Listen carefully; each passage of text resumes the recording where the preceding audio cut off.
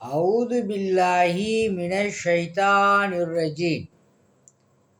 மனிதர்களுக்கு பொறுமை இருக்கிறதா இல்லையா என்று கண்காணிக்கக்கூடிய வல்ல இறைவனை போற்றி புகழ்ந்து, நமது தலைவர் நபி ஸல்லல்லாஹு அலைஹி வஸல்லம் அவர்களினுடைய துவா பரக்கத்தினாலும், ஃபேஸ்புக் நண்பர்களுக்கும் யூடியூப் நண்பர்களுக்கும் அஸ்ஸலாமு அலைக்கும் வரஹ்மத்துல்லாஹி வபரகாத்துஹு, உங்கள் மீது சாந்தியும் சமாதானமும் உண்டாகட்டும்.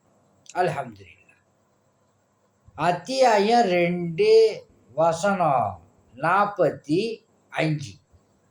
மேலும் பொறுமையை கொண்டும் தொழுகையை கொண்டும் அல்லாஹுவிடம் உதவி தேடுங்கள். எனினும் நிச்சயமாக இது உள்ளச்சம் உடையோருக்கின்றி மற்றவர்களுக்கு பெரும் பாரமாகவே இருக்கும் அப்படின்னு அல்லாஹ் சுப்ஹானஹு வ தஆலா இந்த வசனத்தில் சொல்கிறான். உதாரணம், உங்களுக்கு ஏதாவது ஒரு கஷ்டங்கள், ஒரு பிரச்சனைகள் வந்தால் தொழுகையை கொண்டு என்னிடம் கேளுங்க, நான் உதவி செய்கிறேன் அப்படிங்கிறது தான் இந்த வசனத்தினுடைய டெக்னாலஜியாக இருக்குது. இது உள்ளச்சம் இல்லாதவர்களுக்கு இது ஒரு பெரும் பாரமாகவே இருக்கும் அப்படிங்கிறத அல்லாஹு தாலா இந்த வசனத்தில் சொல்கிறான். எந்த ஒரு பிரச்சனையாக இருந்தாலும் தொழுகையை கொண்டு நம்ம வெற்றி அடைய முடியும்.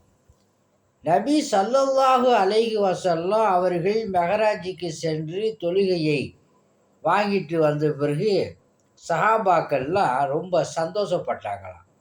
எந்த ஒரு பிரச்சனையாக இருந்தாலும் இனிமேல் நம்ம தொழுதுட்டு அல்லாட்ட நம்ம கேட்டால் அல்லாஹ் கொடுப்பான் அப்படிங்கக்கூடிய ஒரு பலமான ஒரு நம்பிக்கை, ஒரு ஈமான் சஹாபாக்கள்கிட்ட இருந்துச்சு.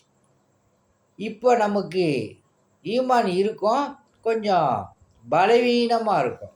அதனால் எந்த ஒரு பிரச்சனையாக இருந்தாலும் தொழுதுட்டு அல்லாஹ் சுப்ஹானஹு வ தஆலாட்ட நீங்கள் கேளுங்க, நிச்சயமாக அல்லாஹு தாலா உங்களுக்கு தருவான். உங்களிடம் உரையாற்றுவது மன்சூர் அலி ஜக்கரியா தப்ராக். ஆன்மீக முறையில் ஓதிவிடப்படும் அல்லாஹுடைய கிருபையை கொண்டு குணமாகும். என்னோட டெலிஃபோன் நம்பரு 70 94 230 249. அஸ்ஸலாமு அலைக்கும் வரஹ்மத்துல்லாஹி வபரகாத்துஹு.